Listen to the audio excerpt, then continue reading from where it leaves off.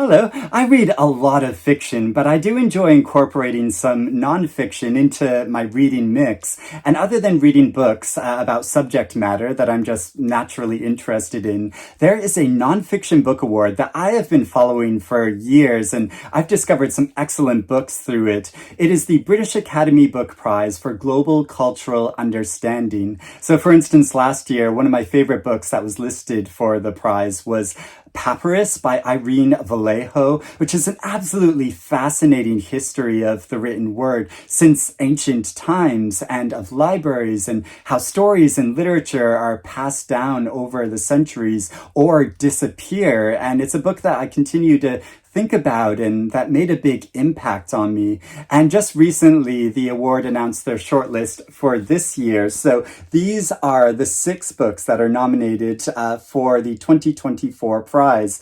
And the award kindly sent me these books. I just finished reading one recently, just this morning, in fact. I just finished reading it, and it was great. And it made me really keen to read the other books on the list. So I'm going to go through and discuss each of these books individually. It's a really fascinating and diverse group of books, but I'd be keen to know if you have read any of these books and if you would also recommend them, or if you're interested in reading any of them now, or if you're keen to follow along with the prize with me this year. So before I get into these, I'll discuss a bit more about the award in general. It's the 12th year of the prize, and it's open to nonfiction books from any discipline and about any subject matter, but these are all titles which give better cultural understanding across borders and nations, and they're all books that are very well researched and are original, but crucially are also very accessible and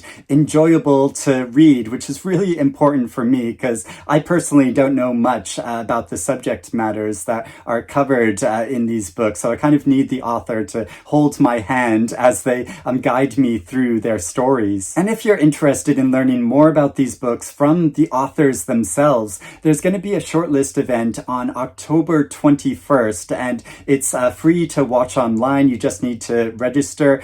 So I'll put a link in the description below if you are interested in that. It's going to be held in person in London, but tickets for the in-person event have actually already sold out. And you're also able to watch the ceremony when the award for this year's prize is given the very next day on October 22nd. So I'll also put a link to that below if you want to register and watch that for free as well. And I'm going to be so interested to see which of these books wins and which author receives the £25,000 prize. But for now, I'll give you some more details about each of these books. First, there is the book that I just finished reading, which is Smoke and Ashes, Opium's Hidden Histories by Amitav Ghosh, who you may know as a fiction writer, but this is a nonfiction book about the history of colonialism and its very strong connection with the opium trade. And he kind of unpicks aspects of this history and corrects some misunderstandings about it, and looks at relations between Britain and other European nations and India, and India's relations with China, and the movement of this drug over time, and how it was such a huge source of commerce, and how it really drove the politics and the connections or disconnections between different countries and across different cultures. And it's so fascinating how he incorporates his own personal and family history into this story, but also how he connects it to the modern day world and the pharmaceutical industry and today and opiates and how we have an opioid crisis in the world today, which is a direct result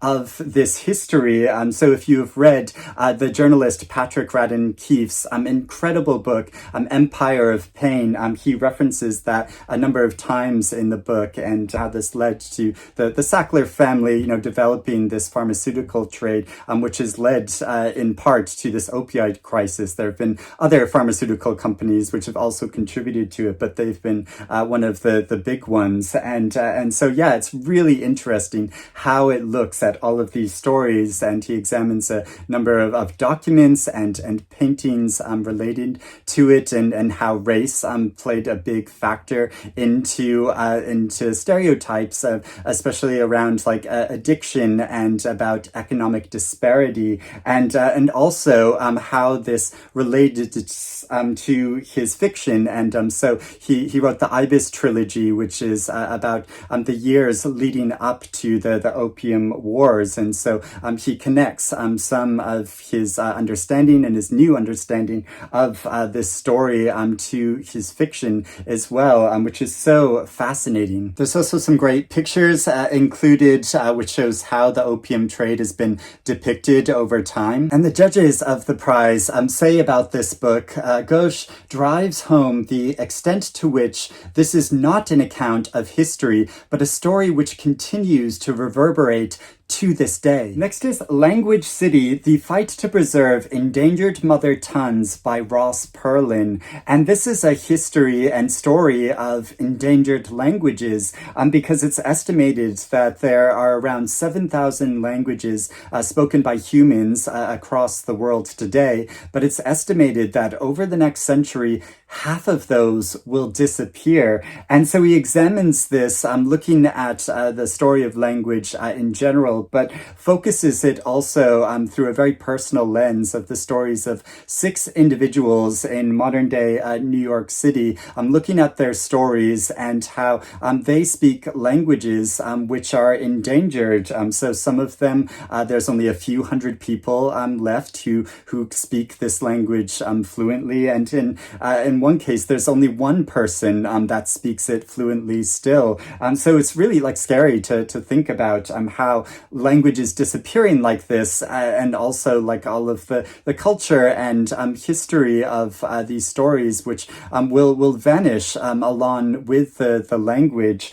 So it sounds absolutely fascinating, and the judges say of this book that here is a captivating, joyful book which shines a spotlight on the little-known stories of migrants in New York City who are persevering and adapting their endangered native tongues to the 21st century urban life. Divided: Racism, Medicine, and Why We Need to Decolonize Healthcare by Annabel, Sowemimo. This looks at inequalities in healthcare, especially in the wake of the global pandemic and the many problems that the NHS is facing in Britain today, and how a lot of these issues are a direct result of colonialism and racism. So she examines a lot of the history and data, and conducts interviews with a number of doctors and healthcare professionals. But she is also a physician and a patient and an activist herself. So she talks about this in a very personal way.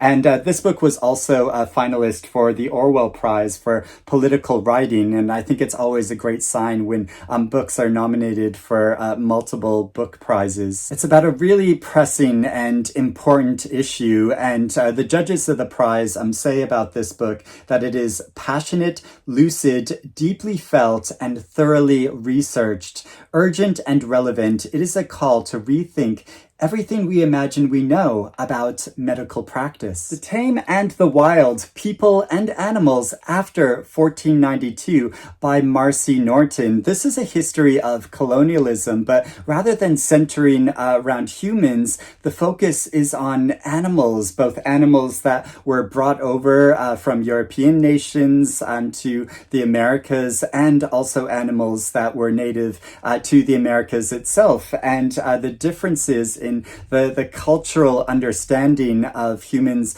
relationship to animals between these two very different parts of the world, and both in livestock and in companion animals, and how this mixture of these very different cultures led to new conceptions and relationships between humans and animals and how this has led to a lot of domesticated animals today. So sounds like a really fascinating way of looking at this history from quite like a specific angle, but that I'm sure is going to include like a lot of really intriguing stories about like specific animals and instances of travelers and native people. And so the judges say of this book that it is readable, learned, and a fascinating book. It also has some great looking illustrations. Material World, a substantial story of our past and future by Ed Conway. And this is looking at the history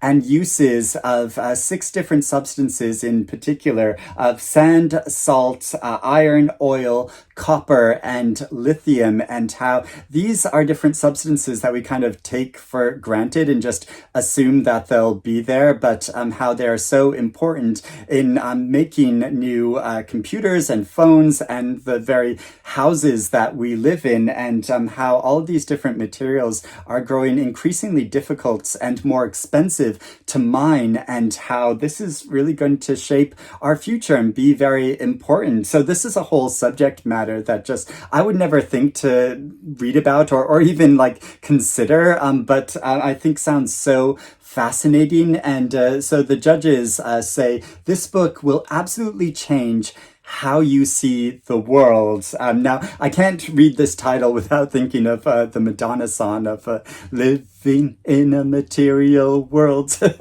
Sorry, I just had to add that. Also, look at this author photo of Ed Conway in front of a giant digger. And finally, there is The Secret Lives of Numbers, a global history of mathematics and its unsung trailblazers by Kate Kitagawa and Timothy Revell. And this explains how mathematics is such an integral part of our society and culture, but in a very down-to-earth way, because I don't understand all that much about mathematics, but also how there have been individuals who are mathematicians that have contributed to our understanding of mathematics and its practice in history, but how their stories and their contributions have been ignored or erased from the history books because of their race or gender or nationality. So it looks at the personal tales of a number of different lives, but also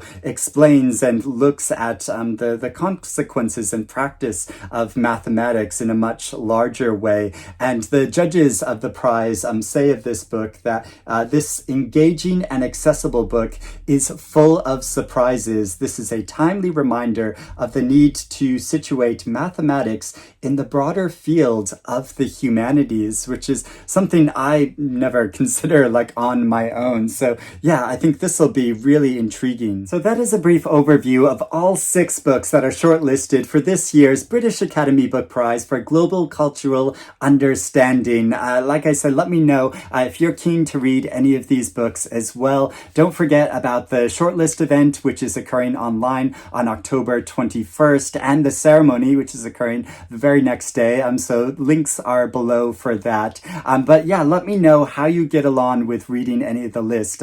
If you pick up any of these books now, or if you want to let me know about any other great nonfiction books that you've read recently, I'd love to hear about that in the comments below. But I hope you're doing well and reading good things, and I will speak to you again soon. Bye-bye.